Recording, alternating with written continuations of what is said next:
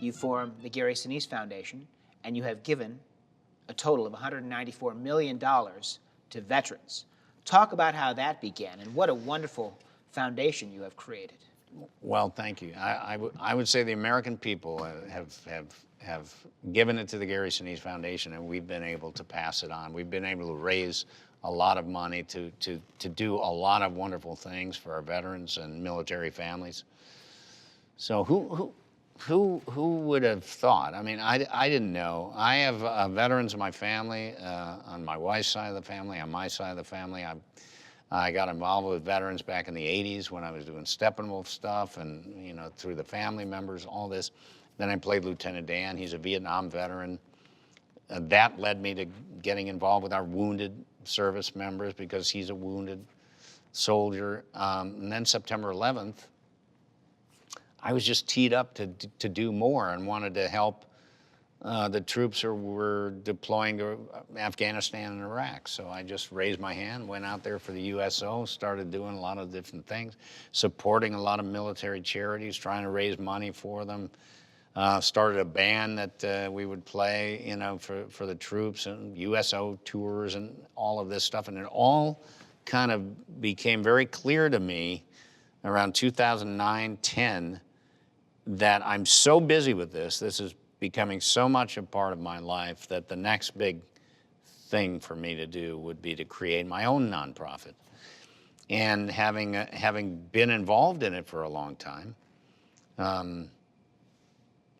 you know, I had a fairly solid reputation for you know, supporting our troops and, you know, using resources that the American people would give to me to help our veterans and first responders, that I just decided to call it the Gary Sinise Foundation. And we launched publicly in June of 2011, so we just, this past June, celebrated the end of our 10th year.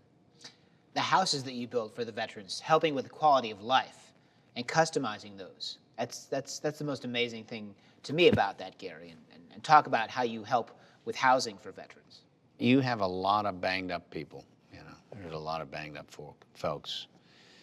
And for everyone who's losing arms and legs and has traumatic brain injuries or severe burns or blindness or, you know, traumatic, post-traumatic stress, whatever it is, their families go through these difficult, you know, periods with them as well.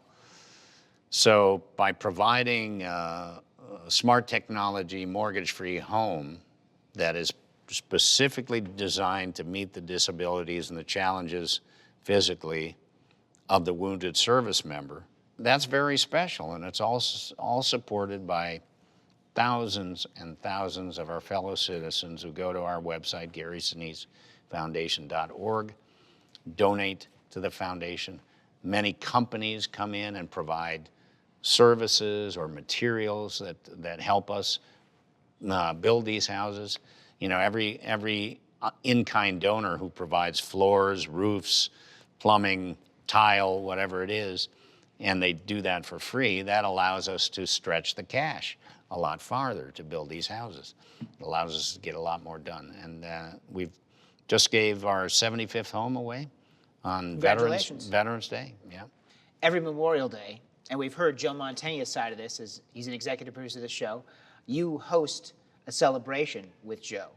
Talk about how you guys partnered on that and how special is it to work with your dear friend every Memorial Day. Oh, wonderful. I look forward to Memorial Day every year because of the significance and you know, of that concert, the National Memorial Day concert on PBS. And I got a call from I think it was from Joe back in, I think it was 2005, and they were gonna, he had started doing the concert in 2002.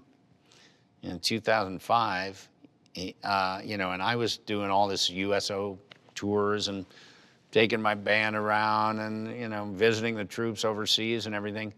And I was doing a lot of it with the USO, and they had decided that in that 2005 show, they were gonna feature a moment about the USO. Do a segment kind of highlighting the USO from the Bob Hope days until present day. Mm-hmm. And so they asked me to bring my band and be a part of the USO segment in the 2005 show, which I did. And I had my band over in Europe. We did Germany, the UK, Belgium. We were doing a USO tour in Europe. And we flew right from the end of that tour to Washington, D.C., and now we're performing in front of 200,000 people on the stage in front of the Capitol in Washington. And they asked me to narrate a few segments, few other segments during that show, as well as play with the band. And then the following year, Joe called me and said, hey, why don't you co-host this with me? Right. And I went back in 2006, and we've been doing it together ever since.